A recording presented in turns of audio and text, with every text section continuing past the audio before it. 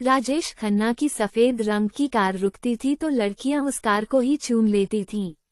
20 रोचक जानकारियां। राजेश खन्ना की सफेद रंग की कार रुकती थी तो लड़कियां उस कार को ही चूम लेती थीं। जिस तरह से आज टीवी के जरिए टैलेंट हंट किया जाता है, कुछ इसी तरह काम 1965 यूनाइटेड प्रोड्यूसर्स और फिल्मफेयर ने किया था।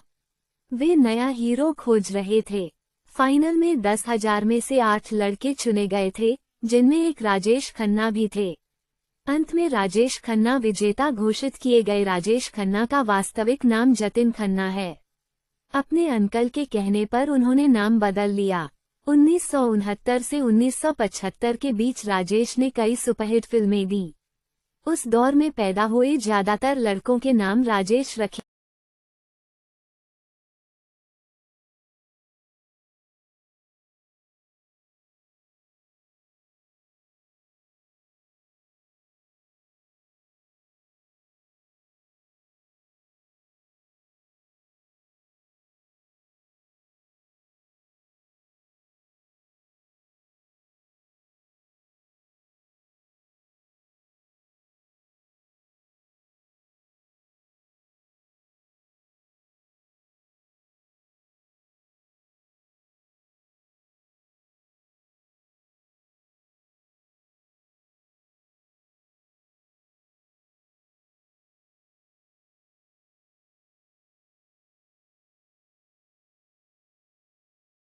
राजेश खन्ना की सफेद रंग की कार रुकती थी तो लड़कियां उस कार को ही चूम लेती थीं। 20 रोचक जानकारियां। राजेश खन्ना की सफेद रंग की कार रुकती थी तो लड़कियां उस कार को ही चूम लेती थीं। जिस तरह से आज टीवी के जरिए टैलेंट हंट किया जाता है, कुछ इसी तरह काम 1965 यूनाइटेड प्रोड्यूसर्स और फिल्मफेयर ने किया था। वे नया हीरो खोज रहे थे। फाइनल में 10,000 में से 8 लड़के चुने गए थे, जिनमें एक राजेश खन्ना भी थे। अंत में राजेश खन्ना विजेता घोषित किए गए। राजेश खन्ना का वास्तविक नाम जतिन खन्ना है। अपने अंकल के कहने पर उन्होंने नाम बदल लिया।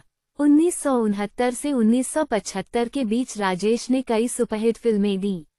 उस दौर में पैदा हुए ज्यादातर लड़कों के नाम राजेश रखे।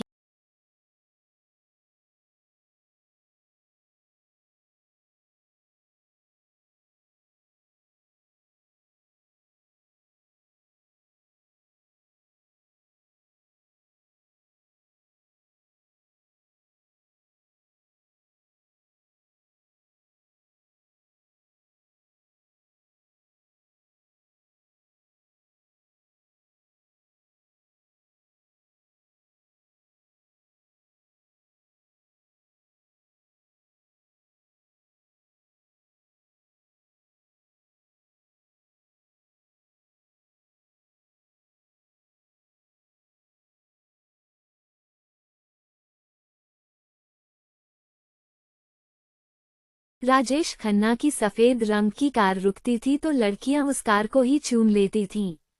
20 रोचक जानकारियां। राजेश खन्ना की सफेद रंग की कार रुकती थी तो लड़कियां उस कार को ही चूम लेती थीं। जिस तरह से आज टीवी के जरिए टैलेंट हंट किया जाता है, कुछ इसी तरह काम 1965 यूनाइटेड प्रोड्यूसर्स और फिल्मफेयर ने किया था।